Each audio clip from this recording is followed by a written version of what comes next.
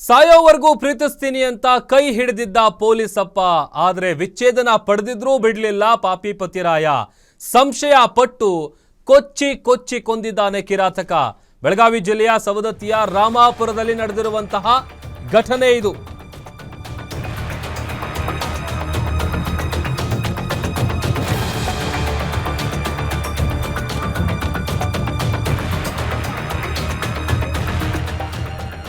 ಪತ್ನಿ ಮೇಲಿನ ಸಂಶಯದಿಂದ ಲೇಡಿ ಕಂಡಕ್ಟರ್ಗೆ 3 ಬಾರಿ ಇರಿದು ಕೊಲೆ ಮಾಡಿರುವಂತಹ ಘಟನೆ ನಡೆದಿದೆ.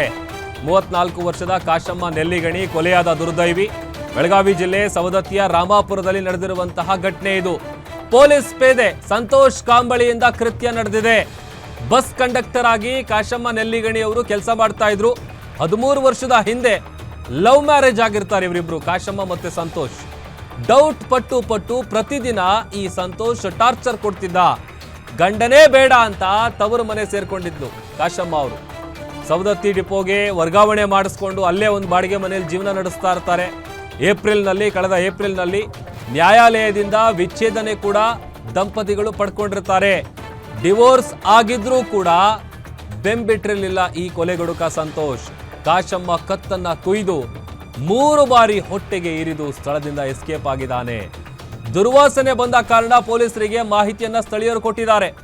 ಸವದತ್ತಿ ಪೊಲೀಸರು ಭೇಟಿ ಕೊಟ್ಟು ನಂತರ 3 ದಿನಗಳ ಹಿಂದಿನ ಕೊಲೆ ಏನಿದೆ ಅದು ಈಗ ಬೆಳಕಿಗೆ ಬಂದಿದೆ. ಫೋಟೋ ಕೂಡ ತೋರಿಸ್ತಾ ಇದ್ದೀವಿ. ಲವ್ ಮ್ಯಾರೇಜ್ ಆಗಿರ್ತಾರೆ ಇಬ್ರು ಕೂಡ. ಆಮೇಲೆ ವಿಪರೀತವಾಗಿ ಡೌಟ್ ಪಡ್ತಾ ಇದ್ದ ಪತಿ ಅಂತೇಳಿ, ಸವಾಸನೆ ಬೇಡ ಅಂತೇಳಿ ಡಿವೋರ್ಸ್ ಕೂಡ ಪಡ್ಕೊಂಡಿದ್ರು. ಆದರೂ ಕೂಡ ಆತ ಈಗ ಎಲ್ಲಿ ಅವ್ರು ಸ್ಟೇ ಆಗಿದ್ರು ಅದೇ ಮನೆಗೆ ಬಂದು ಕಿರಿಕ್ ಮಾಡಿದ. ಆ ನಂತರದಲ್ಲಿ ಆಕೆಗೆ 3 ಬಾರಿ ಚಾಕುವಿನಿಂದ ಇರಿದು ಕೊಲೆ ಮಾಡಿದ್ದಾನೆ.